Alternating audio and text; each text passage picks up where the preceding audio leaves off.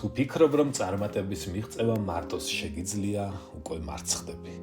რიჩარდ ბრენსონმა იმპერია ააშენა და ბოლოს ერთ დასკვნამდე მივიდა.